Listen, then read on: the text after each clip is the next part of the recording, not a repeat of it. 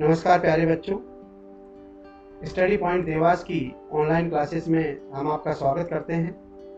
हम सभी अभी केमिस्ट्री क्लास 12th का चैप्टर फर्स्ट सॉलिड स्टेट समझ रहे हैं। इसके अंतर्गत अभी तक हमने 2 क्वेश्चन समझ लिए हैं और यहाँ पर आज हम क्वेश्चन नंबर 3 समझने वाले हैं। तो इस चैप्टर का जो क्वेश्चन नंबर 3 है वह क्या होगा, यह देखते हैं। क्वेश्चन नंबर 3 इस चैप्टर का यह बनेगा, write down the types of solids on the basis of arrangement of constraint particles in 3D space. जो कंस्ट्रेंट पार्टिकल्स हैं, अवयवी घटक हैं जिनसे कोई सॉलिड बनते हैं, उसके 3D स्पेस में अरेंजमेंट के आधार पर सॉलिड कितने टाइप्स के होते हैं वही हम यहाँ पर समझने वाले हैं। आपको पिछले क्वेश्चन में हमने समझाया था कि कंस्ट्रेंट पार्टिकल्स क्या होते हैं। अगर नहीं समझा है तो पिछला क्वेश्चन जरूर समझें। तो कंस्ट्रेंट पार्टिकल्स या अवयवी घटक जिनसे सॉलिड बनते हैं, उनको 3D स्पेस में अगर जमाएं तो उसके आधार पर सॉलिड कितने टाइप्स के होते हैं। तो इस आधार पर सॉलिड्स जो हैं, ठोस जो हैं, इस आधार पर जो सॉलिड्स हैं या ठोस हैं वह 2 प्रकार के होते हैं। पहला जो टाइप है इस प्रकार के क्लासिफिकेशन के आधार पर वह है फर्स्ट टाइप, क्रिस्टलाइन सॉलिड।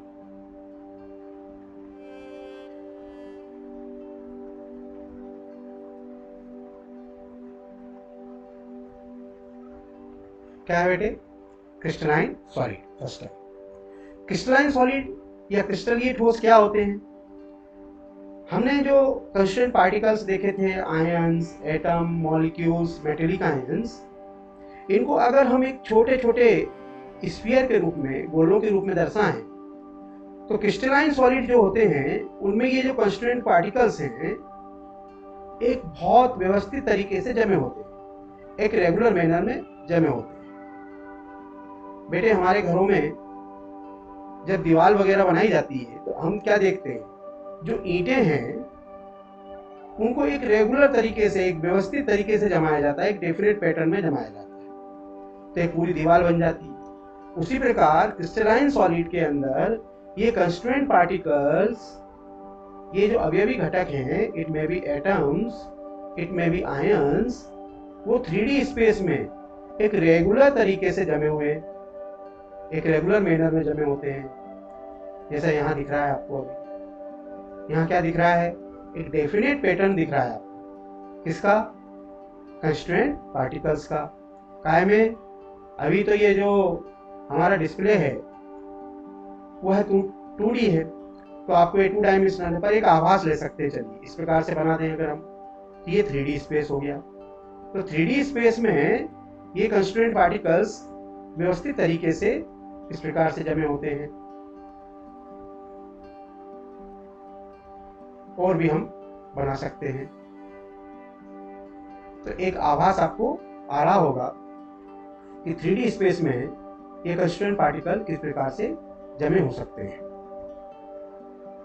तो ये जो अरेंजमेंट है, इसके कारण जो कंस्ट्रेंट पार्टिकल बन रहे हैं, या सॉरी, जो सॉलिड्स बन रहे हैं उन्हें कहते हैं crystalline solids.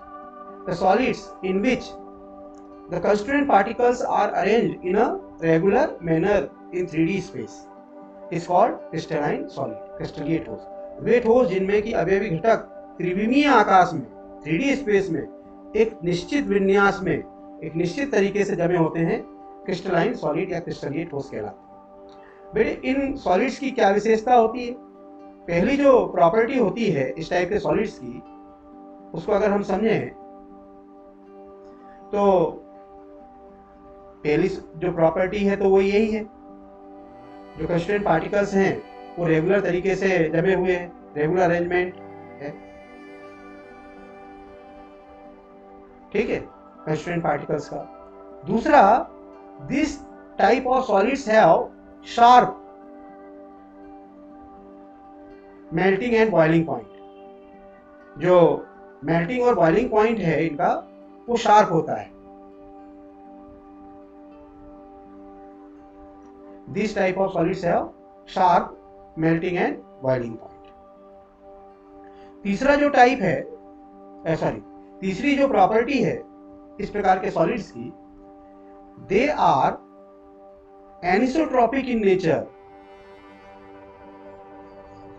These types of solids are anisotropic in nature। Anisotropic in nature का मतलब क्या है? ठीक है, विषमदैशिक होते हैं मतलब। तो एनिसोट्रॉपिक इन नेचर, इसको थोड़ा समझते हैं।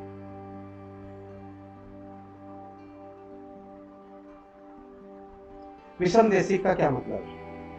ये जो सॉलिड होते हैं बेटे, जिनमें कंस्टिट्यूएंट पार्टिकल एक रेगुलर तरीके से जमे हुए हैं, इन सॉलिड्स के अंदर अगर हम किसी डायरेक्शन में जाएं, इन सॉलिड्स के अंदर जो कंस्टिट्यूएंट पार्टिकल हैं रेगुलर तरीके से जमे हुए हैं, रेगुलर मैनर में जमे हुए हैं, पर इन सॉलिड के अंदर हम किसी एक निश्चित डायरेक्शन में जाते हैं तो जो प्रॉपर्टीज हैं, लाइक ऑप्टिकल प्रॉपर्टी,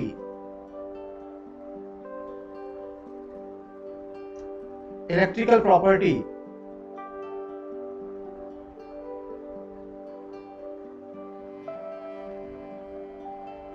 आदि जो हैं अलग अलग डायरेक्शन में अलग अलग होती है। एक अगर इस डायरेक्शन में जा रहे हैं तो अलग प्रकार से ऑप्टिकल प्रॉपर्टी शो करेंगे। ऑप्टिकल प्रॉपर्टी में जैसे रिफ्रैक्टिव इंडेक्स हो गया,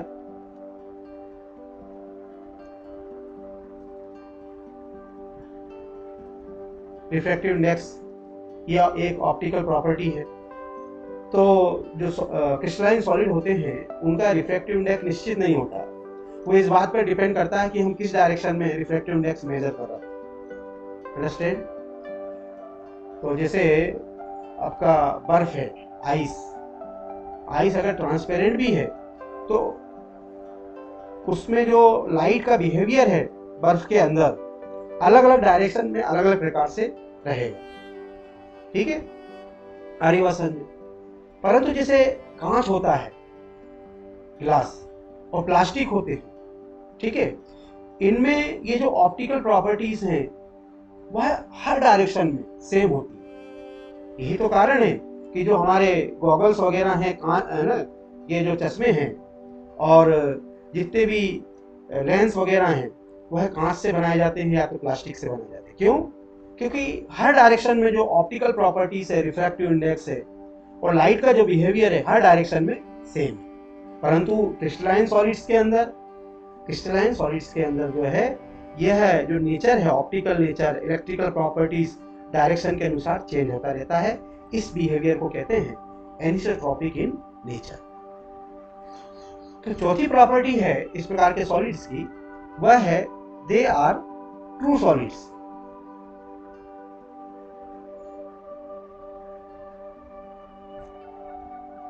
यह ट्रू सॉलिड्स है, वास्तविक ठोस है, नकली नहीं है। ठीक है, इसका क्या मतलब? इसका मतलब ये है कि ये अगर सॉलिड है तो सॉलिड ही कहलाएंगे। परंतु जैसे कांच है, ग्लास, जो अगला टाइप है हम समझेंगे इसमें, उसमें आएगा ग्लास। तो ग्लास जो है वो ट्रू सॉलिड नहीं है, वो नकली ठोस है, उसको आगे समझेंगे। परंतु ये जो सॉलिड्स हैं ये क्या है? ट्रू सॉलिड्स हैं। इनके क्या एग्जांपल्स हैं भैया?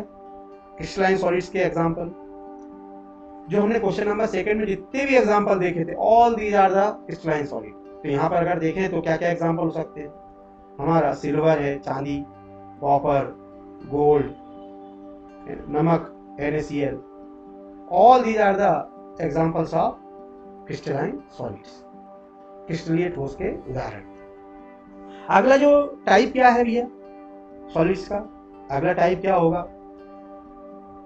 अगला जो टाइप है सॉलिड का वह है second type, on the basis of the arrangement of constituent particles, वह है एमोर्फस सॉलिड।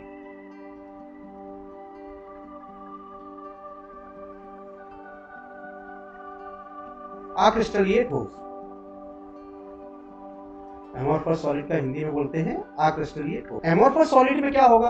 अपन ने देखा था क्रिस्टलीय सॉलिड्स के अंदर कंस्टिट्यूएंट पार्टिकल रेगुलर तरीके से जमे थे, पर एमोर्फस सॉलिड में ऐसा नहीं, अव्यवस्थित तरीके से जमे होते हैं। उनमें कोई रेगुलर अरेंजमेंट नहीं है। किसका? कंस्टिट्यूएंट पार्टिकल्स का। अनियमित तरीके से जमे हुए, इरेगुलर तरीके से, इरेगुलर मैनर में जमे हुए। कौन? Constituent particles in 3D space. कोई रेगुलर तरीका नहीं है, व्यवस्थित तरीका नहीं है। किसके अंदर? एमोर्फस सॉलिड्स के अंदर, अक्रिस्टलीय ठोस के अंदर। इनकी प्रॉपर्टीज क्या हो जाएंगी? जस्ट अपोजिट टू द किसके अपोजिट? क्रिस्टलाइन सॉलिड की। क्रिस्टलाइन सॉलिड की हमने पहली प्रॉपर्टी देखी थी कि उनमें रेगुलर तरीके से जमे होते हैं। तो इनमें क्या हो जाएगा? एमोर्फस सॉलिड्स के अंदर जो कंस्टिट्यूएंट पार्टिकल्स हैं वो इरेगुलर मैनर में जमे होते हैं। किस प्रकार जमे होते हैं बेटे? इरेगुलर मैनर में, अव्यवस्थित तरीके से जमे होते हैं, इरेगुलर मैनर में जमे होते हैं इन 3D स्पेस।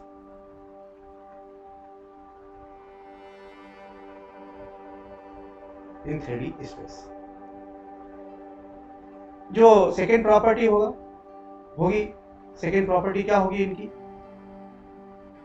ये जो सॉलिड्स हैं इनमें मेल्टिंग और बॉइलिंग पॉइंट साथ नहीं होगा। They do not have sharp melting point and boiling. इनका एक निश्चित मेल्टिंग पॉइंट और बॉइलिंग पॉइंट नहीं होता। किनका? एमोर्फस सॉलिड्स का। हम आइस है, बर्फ है, जो हमने एग्जांपल देखा है अभी इसके पहले, क्रिस्टलाइन सॉलिड, वो आइस या बर्फ और नमक, इन सब के मेल्टिंग और बॉइलिंग पॉइंट क्या होते हैं? डेफिनेट होते हैं, निश्चित होते हैं। परंतु एमोर्फस सॉलिड जैसे कांच है, प्लास्टिक, इनके मेल्टिंग और बॉइलिंग पॉइंट डेफिनेट नहीं होते। कोई हम प्लास्टिक का टुकड़ा लेके हम ये नहीं बोल सकते कि इसका मेल्टिंग पॉइंट ये हो, इसका बॉइलिंग पॉइंट ये हो, निश्चित नहीं होता। अलग अलग प्लास्टिक है तो अलग अलग मेल्टिंग और बॉइलिंग पॉइंट है। प्लास्टिक है कांच, परंतु सभी कांचों का जो है मेल्टिंग और बॉइलिंग पॉइंट अलग अलग। परंतु लोहा अगर प्योर फॉर्म में है तो उसका मेल्टिंग और बॉइलिंग पॉइंट बिल्कुल निश्चित होगा। कॉपर अगर प्योर फॉर्म में है तो उसका मेल्टिंग पॉइंट और बॉइलिंग पॉइंट निश्चित होगा। तो इनके मेल्टिंग और बॉइलिंग पॉइंट शार्प या निश्चित नहीं होते। तीसरी जो विशेषता है, ये आइसोट्रॉपिक इन नेचर होते हैं, समदेशिक होते हैं। उसमें भी समझा था, इसमें भी समझा देता हूं कि जो एमोर्फस सॉलिड होते हैं उनमें किसी भी डायरेक्शन में चले जाएं अंदर, यानी लाइट किसी भी डायरेक्शन में जाए, जो लाइट का बिहेवियर, लाइट का व्यवहार, रिफ्रैक्टिव इंडेक्स है और दूसरी जो प्रॉपर्टीज हैं ऑप्टिकल, वो चेंज नहीं होती किसके अंदर? एमोर्फस सॉलिड्स के अंदर किसी भी डायरेक्शन में जाने पर। परंतु जो हमारे क्रिस्टलाइन सॉलिड थे उनमें ये optical nature, optical behaviour change हो जाता था, इसलिए वो एनिसोट्रॉपिक नेचर के होते थे। चौथी जो प्रॉपर्टी है, चौथी विशेषता जो एमोर्फस सॉलिड की है, these are pseudo solids. Pseudo solid होते हैं, नकली ठोस, छद्म ठोस होते हैं। स्यूडो का मतलब ये होता है कि जो दिखता वो ना हो, है ना। जैसे कांच, कांच दिखता है सॉलिड, ठोस, परंतु वास्तव में अगर देखा जाए तो जो कांच है वह सॉलिड नहीं है। कांच क्या है मालूम है आपको? ग्लास जो है, कांच जो है, it is super cooled liquid, मान सकते हैं। ग्लास एक लिक्विड है जिसको बहुत ज्यादा ठंडा कर दिया गया है, सुपर कूल्ड लिक्विड है। आपने देखा होगा लिक्विड की क्या विशेषता हम मेनली देखते हैं कि उसमें एक बहने का गुण होता है, फ्लो का जो है प्रॉपर्टी पाई जाती है। जो पानी बहता है, कांच भी बहता है। पुराने जो मकान होते हैं उनमें अगर कांच लगा हुआ है किसी खिड़की के अंदर, तो कांच जो है उसके खिड़की के निचले भाग में थोड़ा सा मोटा हो जाता है, उसकी विड्थ कांच की बढ़ जाती है। इसका कारण क्या है? धीरे धीरे धीरे धीरे कांच जो है उसके मॉलिक्यूल्स बहते हैं, फ्लो होते हैं नीचे की तरफ ग्रेविटी के कारण, जिसके कारण नीचे का जो भाग है कांच का वह थोड़ा सा ज़्यादा हो जाता है, क्योंकि कांच के मॉलिक्यूल्स बह रहे थे, फ्लो हो रहे थे पानी के जैसे। इसलिए ग्लास को क्या कहा जाता है? सुपर कूल्ड लिक्विड या स्यूडो सॉलिड, नकली ठोस, छद्म में ठोस बोल सकते हैं। ठीक। पांचवा इनके एग्जाम्पल क्या हो सकते हैं बेटे? एमरफस सॉलिड के एग्जाम्पल है, मैंने अभी आपको बताया ही से, glass, plastic, these are the examples of amorphous solid. तो इस प्रकार हमने अभी समझा क्रिस्टलाइन सॉलिड और एमरफस सॉलिड्स के बीच में डिफरेंस भी समझा, और हमने देखा कि अरेंजमेंट के आधार पर दो प्रकार के यह सॉलिड्स होते हैं। अब चलिए इसको, क्वेश्चन को हम जो है, जो हमने अभी समझा उसको एक व्यवस्थित तरीके से इसका आंसर लिख लेते हैं डिफरेंस के रूप में, तो आपको समझने में भी आसानी होगी, और अधिकतर जो एग्जाम है उसमें कभी कभी डिफरेंस भी पूछ लिया जाता है। तो on the basis of arrangement of constituent particle, on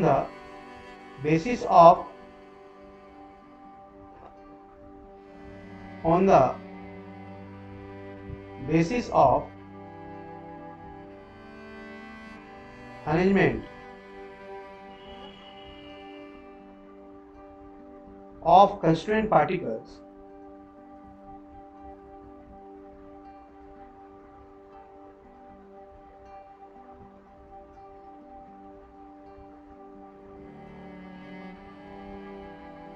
in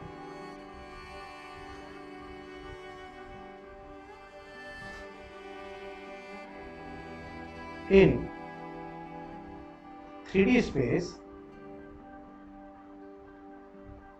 there are two types of solids.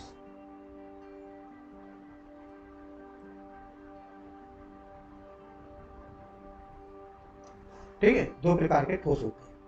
पहला हमने कैसा देखा था? पहला टाइप क्या था बेटे? क्रिस्टलाइन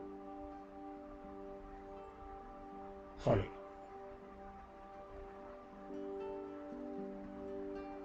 और दूसरा है एमॉर्फस सॉलिड, क्रिस्टलीय ठोस और अक्रिस्टलीय ठोस। क्या डिफरेंस था इनमें? कंस्टिट्यूएंट पार्टिकल जो हैं रेगुलर तरीके से जमे रहते हैं, रेगुलर अरेंजमेंट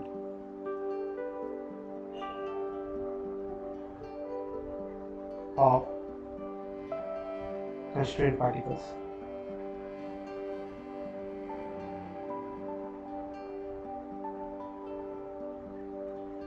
यहाँ पर इरेगुलर अरेंजमेंट है।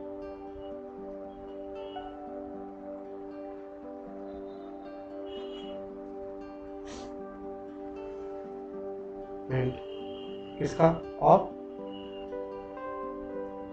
Constituent particles.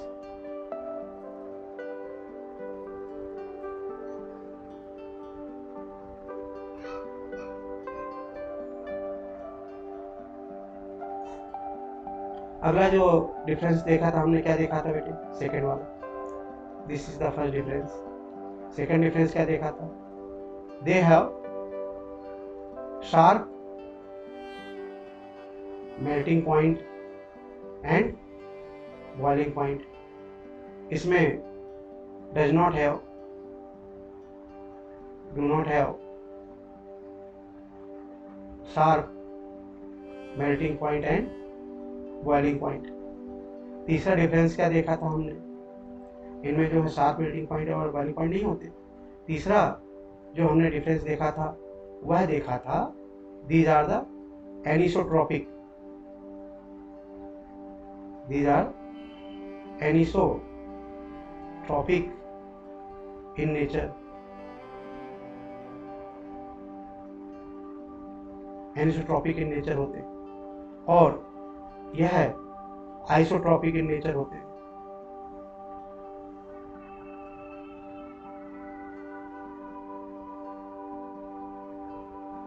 चौथी प्रॉपर्टी हमने क्या देखी थी इनकी? चौथा डिफरेंस बोल सकते हैं, हमने देखा था ये ट्रू सॉलिड्स है, वास्तविक ठोस है, और यह हमने देखा था स्यूडो सॉलिड्स है।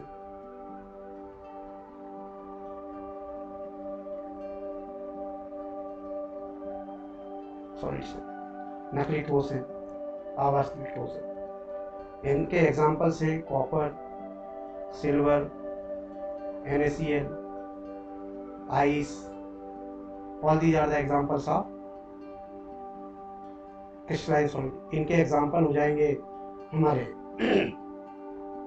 Glass and plastic. Glass and plastic are the examples of amorphous solid. ये कई बार ऑब्जेक्टिव में पूछा गया है। ग्लास और प्लास्टिक क्या होते हैं? एमोर्फस सॉलिड होते हैं। ऐसा भी क्वेश्चन आ सकता है, why glass and plastics are used to make the optical instruments. Glass और प्लास्टिक का उपयोग ऑप्टिकल इंस्ट्रूमेंट, प्रकाशिकी यंत्रों में क्यों किया जाता है? तो इसका रीजन आपको समझ में आ गया होगा क्यों किया जाता है। Because they are isotropic in nature, क्योंकि वे समदेशी प्रकृति के होते हैं। उनमें जो ऑप्टिकल प्रॉपर्टी है, थर्मल प्रॉपर्टीज है, वो हर डायरेक्शन में सेम होती है, बदलती नहीं है। तो बेटे, this was the third question of chapter first in chemistry. तो आपको समझ में आया होगा, ऐसी आशा है।